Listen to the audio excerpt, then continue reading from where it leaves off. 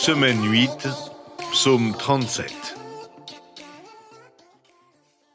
Bonjour et bienvenue à Dieu au quotidien, notre série d'études méditatives sur le livre des psaumes avec le pasteur Tom Holliday. Nous en sommes cette semaine au 2e jour de notre survol des psaumes 36 à 40 et nous allons étudier ensemble aujourd'hui le psaume 37, un psaume de David. Ce psaume nous indique comment gérer notre colère et nous dit que ce sont les humbles, ceux qui sont doux, qui triomphent.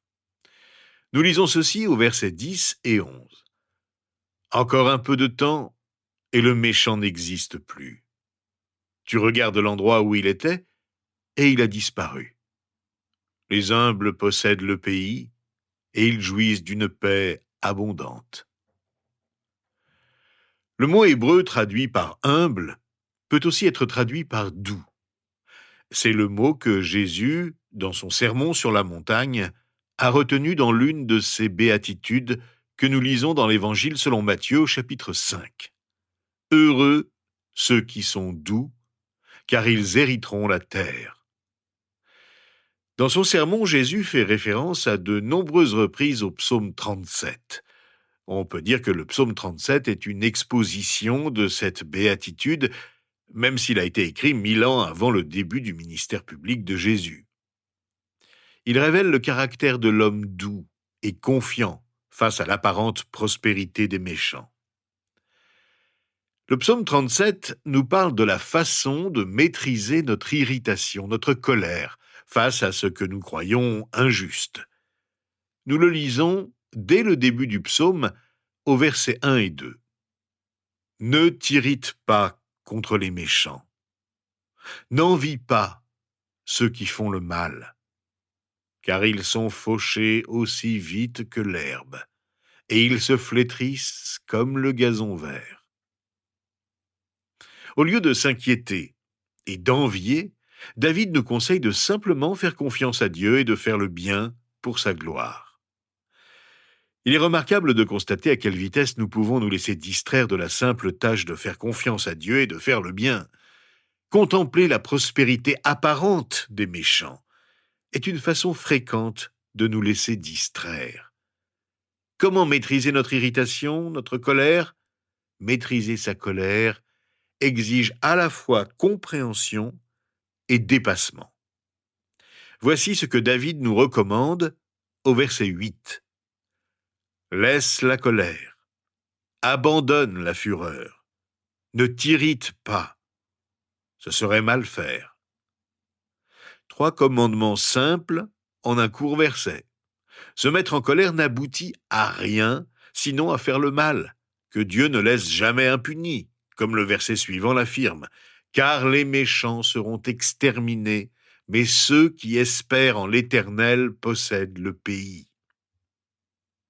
Ceux qui s'irritent et se laissent aller à la colère font le mal, comme les méchants, et seront exterminés, car ils refusent de se réjouir dans le Seigneur et de l'attendre patiemment. Sur le moment, on a parfois l'impression d'obtenir ce qu'on veut parce qu'on est en colère. Mais au final, cela ne fait que du mal, car la colère finit par rebondir. Certains d'entre nous doivent reconnaître la vérité surprenante. Ce n'est pas parce que j'obtiens ce que je veux par colère que j'obtiens ce que Dieu veut, ou au final, ce dont j'ai vraiment besoin. Nous devons résister à la colère en toutes circonstances. Au verset 3 à 7, le psaume 37 nous donne 5 mesures spécifiques pour lutter contre la colère et qui nous permettent de devenir humbles et doux. Premièrement, faisons de la confiance notre motivation. Le verset 3 dit « Confie-toi en l'Éternel et fais le bien ». La colère est souvent le résultat d'une mauvaise motivation. Nous sommes motivés par la culpabilité, l'envie, la peur ou l'orgueil. Lorsque ce sont ces motivations, la colère en découle souvent. Si nous commençons par faire confiance au Seigneur et que nous faisons le bien grâce à cette confiance, alors tout à coup notre motivation est différente. Nous vivons différemment. Je connais des gens qui parlent d'une colère justifiée. Eh bien, la colère justifiée ne nous concerne pas. Une colère justifiée ne vise pas à détruire les autres. La colère justifiée est contre le mal qui est fait aux gens.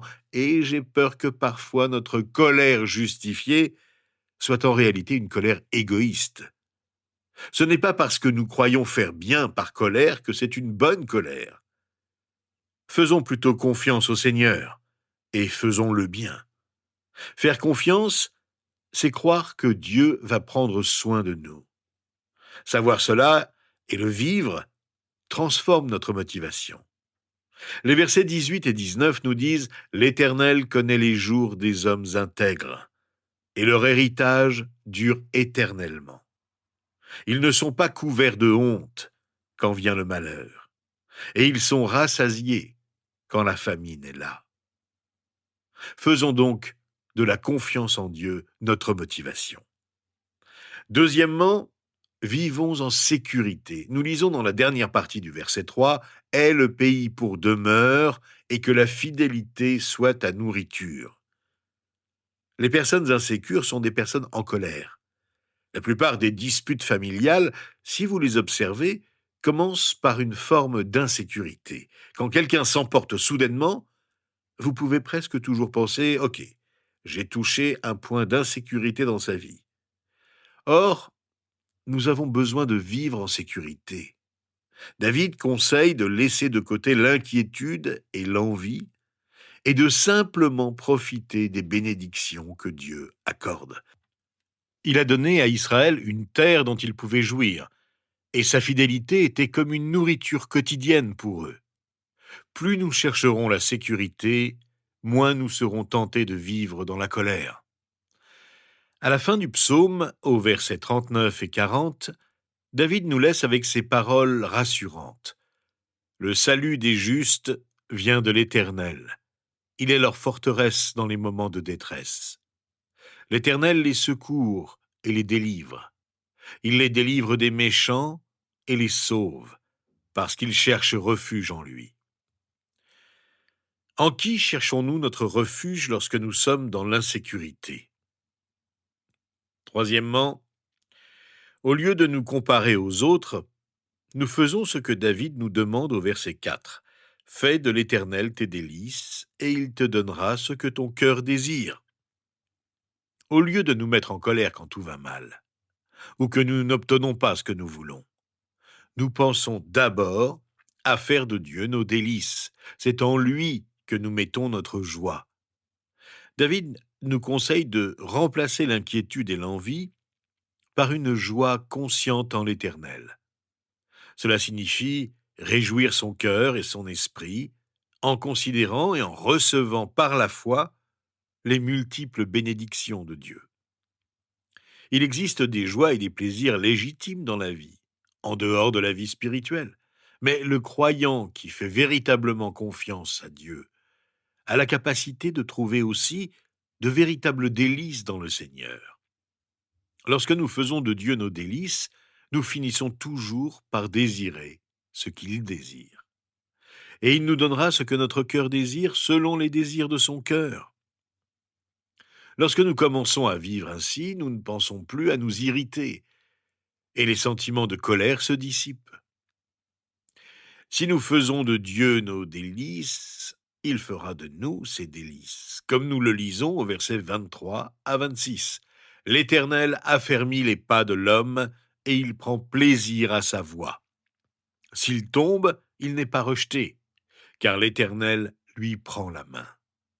J'ai été jeune, j'ai vieilli, et je n'ai pas vu le juste être abandonné, ni ses descendants mendier leur pain. Il est toujours compatissant, il prête, et sa descendance est bénie. » Celui qui trouve véritablement sa joie dans le Seigneur verra son cœur et ses désirs transformés, s'alignant progressivement sur les désirs de Dieu pour sa vie. Ainsi, nous voyons que trouver sa joie en Dieu est la clé d'une vie heureuse et satisfaisante. Cela montre que Dieu veut combler nos désirs profonds. Nous devrions donc trouver notre repos en cela et laisser de côté l'inquiétude et l'envie. Quatrièmement, ne nous plaignons jamais de notre sort, mais restons engagés. Nous appliquons les versets 5 et 6 de notre psaume. Recommande ton sort à l'Éternel, mets ta confiance en lui, et il agira.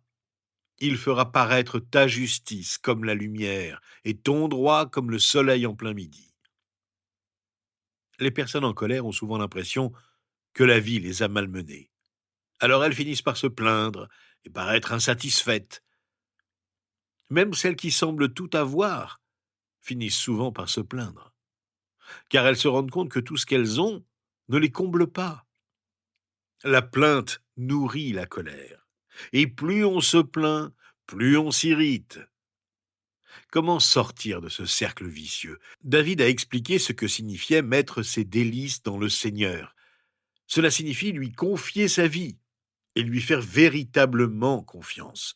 Cela signifie trouver la paix, la protection et la satisfaction dans une attitude d'abandon total à Dieu. Celui qui se concentre avec joie sur Dieu le verra accomplir ses promesses. La gloire et la fortune ne sont pas promises, mais les désirs sincères et profonds du cœur trouvent toujours leur accomplissement. Et à mesure que Dieu exauce ces désirs du cœur, la justice de ceux qui font confiance à Dieu est révélée, resplendissante de lumière, comme le soleil de midi. Alors, au lieu de nous plaindre, remettons tout ce qui pèse lourd sur nous entre les mains de Dieu. Cinquièmement, ne nous précipitons jamais. Nous lisons au verset 7, « Garde le silence devant l'Éternel et espère en lui. Ne t'irrite pas contre celui qui réussit dans ses entreprises, contre l'homme qui réalise ses méchants projets. » Quand on est pressé, on a tendance à se mettre en colère. Si je suis pressé en conduisant, j'ai tendance à me mettre en colère contre tout le monde. Je suis en colère à chaque feu rouge, même si ce n'est pas la faute du feu rouge. Mais si je m'accorde 10 minutes de plus, le monde me paraît magnifique. Je peux prier pour tout le monde en conduisant. Le feu rouge me donne l'occasion de m'arrêter pour observer les oiseaux, par exemple, et profiter de la journée. Parce que Dieu a promis de prendre fidèlement soin de ceux qui placent leur confiance en lui, nous pouvons nous reposer dans le Seigneur. Nous pouvons l'attendre patiemment, au lieu de nous inquiéter et de craindre qu'il nous ait oubliés ou qu'il nous veuille du mal. Le repos dans le Seigneur évoque un repos particulier, le repos du silence, l'abandon des paroles de défense. L'idée est que nous ne parlerons pas pour nous justifier, nous ferons confiance à Dieu pour nous protéger. Le grand ennemi de la confiance lorsqu'on attend une réponse est la comparaison. Soyons simplement silencieux devant le Seigneur, attendons-le patiemment. Nous comparer aux autres peut nous pousser à la précipitation. Nous comparer aux autres nous rend envieux et jaloux et nous laisse remplis d'amertume. Choisissons au contraire d'agir comme David nous le demande au verset 34. « Espère en l'Éternel, suis sa voie, et il t'élèvera pour que tu possèdes le pays, tandis que tu verras les méchants exterminés. » Ne laissons jamais nos sentiments de colère prendre le dessus. Ne nous laissons jamais dominer par la colère. Je vous invite à prier dans ce sens, alors que nous terminons notre survol de ce psaume si encourageant. Seigneur notre Dieu, nous mettons toute notre confiance en toi. Nous te remettons notre vie entière. Nous mettons notre joie en toi et nous savons que tu vas agir. Nous comptons sur ton action efficace dans nos vies. Viens à notre secours lorsque nous sommes désemparés, lorsque nous ne voyons pas d'issue à notre situation remplie de difficultés. Nous demeurons en silence devant toi et attendons ta réponse. Tu connais tous nos besoins. Tu sais que nous attendons tout de toi. Permets que ce que nous désirons soit ce que tu veux nous donner. Nous acceptons tout de toi et n'obtenons rien dans cette vie qui ne vienne de toi. C'est humblement que nous nous tenons devant toi. Continue de nous aider à faire le bien au lieu de nous irriter, parce que nous n'avons pas de réponse immédiatement de ta part. Que la douceur remplace nos ressentiments, car nous nous attendons à toi. Accepte notre prière en Jésus-Christ. Amen. Rejoignez-nous demain, nous étudierons le psaume 38. Il nous dit la vérité sur le péché.